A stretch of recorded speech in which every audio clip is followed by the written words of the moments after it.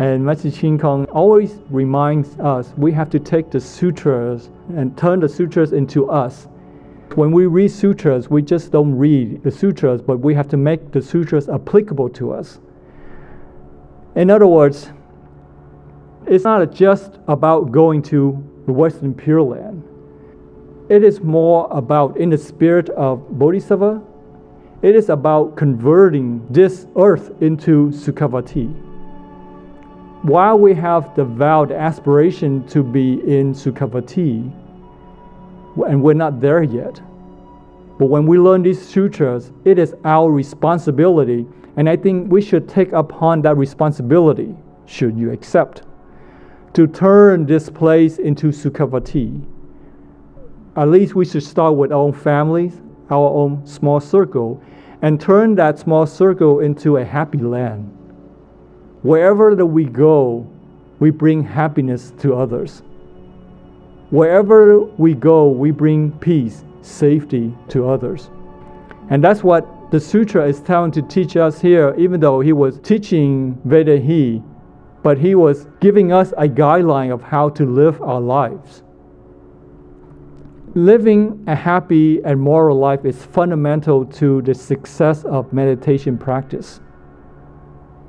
When you live morally, when you cultivate merits, 修福, do fu, your life is abundant and you will have very little worries.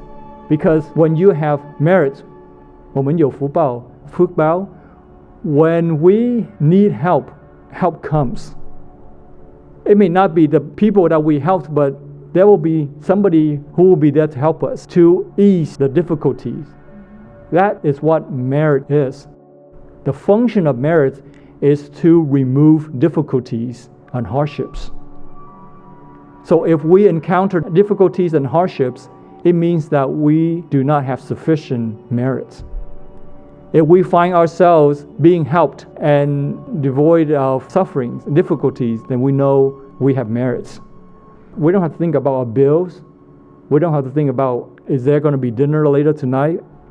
We don't have to think about food. Then our minds will be more settled and we can easily sit at ease to practice meditation. So you can see the relationship there.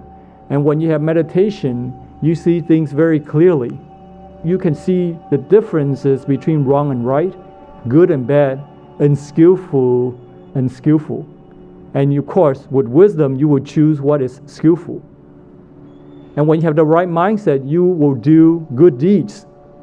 When you do good deeds, you are cultivating merits. 修福, 度福. The more that you have good deeds, a more abundance in life that you have, the more happy you feel, the more at ease that you feel. Your mind is more calm. You can see things even more clearly. And when you see things more clearly, there is no reservations in doing good deeds. You can see the cycle. It reinforces itself. The Visualization Sutra is teaching us how to live a happy life. Not to wait until we go to Western Pure Land to have a happy life, but to have a happy life now. Can you see the connection? The threefold goodness, Sanfu, Danfu, is to help us have a happy life now, not to wait until we go to the Western Pure Land. And that's why we have enough energy, enough aspiration to take upon the responsibility of trying to turn this place, Earth, into the Western Pure Land.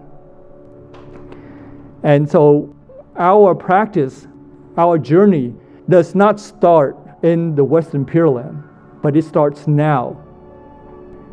And we should take upon ourselves to try to bring happiness towards everybody around us.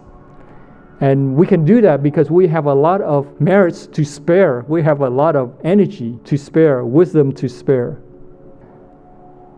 If we don't live a happy life now, I think it is very difficult for us to have a great chance of rebirth. Because how do you know that you're going to be reborn in the Western Pure Land?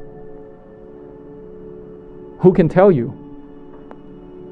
Right? Mr. Chen, a couple weeks ago, he says, don't need to ask anybody. Ask yourself.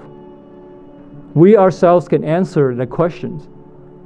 Are we going to be able to be in the Western Pure Land? We ourselves should know. The longer that we live, we should have more clarity of that answer to the question. We may not know it now. We may feel the pull towards Western Pure Land. Our view may be hazy, but as we continue to practice, we should be able to tell that we're getting closer, that the answer becomes clearer and clearer. And it should become clearer and clearer, but if it's not, then we're in trouble and we're not in the right direction. The Buddha here is giving us a very clear guideline, assistance. This sutra is like a map with directions to destination, to a happy life. Whether Sukhavati exists or not, it doesn't really matter, because Sukhavati is here. It's not a place that all of a sudden you become happy. No, if you're not happy, no matter who you're with, you will not be happy. Does it make sense? Because the Buddhas and Bodhisattvas are always around us. But sometimes we feel unhappy. If we are not willing to help ourselves, nobody can help us. Friends, families may try to make us happy, but we don't want to make ourselves happy. We don't want to put in the effort to be better, then there's no way we're going to be better. The Buddha is not going to grab us and take us to Western Pure Land. If we don't live a happy life and we don't really want to be there, then even if the Buddha takes us and puts us in Sukhavati, we're still not going to be happy because we don't want to be happy. So when we study these sutras, our lives should be happier and happier, not necessarily every day, but you look back a year from now, you should be happier than you were a year ago.